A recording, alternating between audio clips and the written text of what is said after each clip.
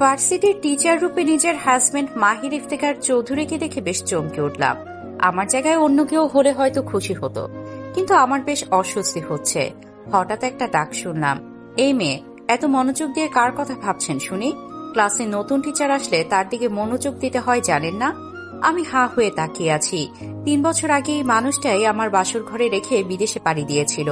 আজ এত বছর পরও মানুষটা আগের মতোই আছে, বলতে গেলে আগের থেকে আর সুন্দর হয়েছে। সেই ঠোঁটের কোণে মুচকি হাসিটা লেগে আছে। আমার ভাবনার মাঝেই আমার স্বামী ঠোঁটের কোণে তাচ্ছিলের হাসি এনে বলল, তা আপনি তো দেখছি ভারী বেয়াদব। টিচার সামনে দাঁড়িয়ে কথা বলার সময় দাঁড়াতে হয় সেটা জানেন?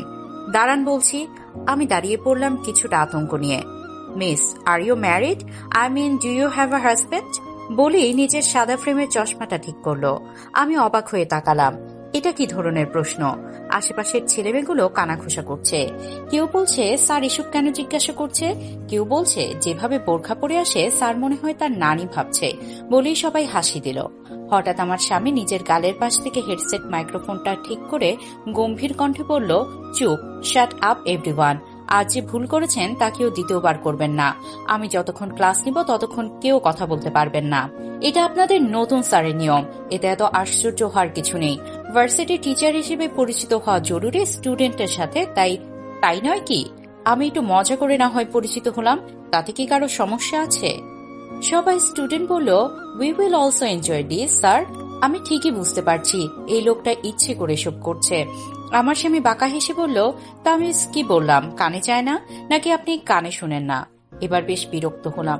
আমি বুঝতে পেরেছি এই লোক আমাকে অপমান করার জন্য কোমরে গামছা বেঁধে নেমেছে। আমি দাঁতে দাঁত চেপে বললাম, হ্যাঁ আমি বিবাহিত। আমার স্বামী দেখলাম মুচকে হাসলো। আমার এবার বেশ রাগ হলো। কি দরকার ছিল আমি বিবাহিত সেটা জানানোর? হঠাৎ স্বামী বাঁকা হেসে বলল, তা মিসেস, আপনার স্বামীর নামটা কি জানতে পারি?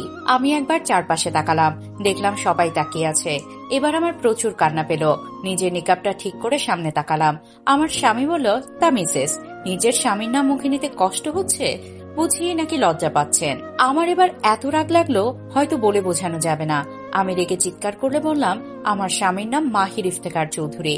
আমার স্বামী দেখলাম বাঁকা হাসলো, বলল, স্ট্রেঞ্জ, আপনার স্বামীর সাথে আমার নাম মিলে যাচ্ছে। এবার আমার প্রচুর রাগ কান্না সব একসাথে পেল। ছোটবেলা থেকে আমি যত বেশি রেগে যাই তত বেশি কান্না করি।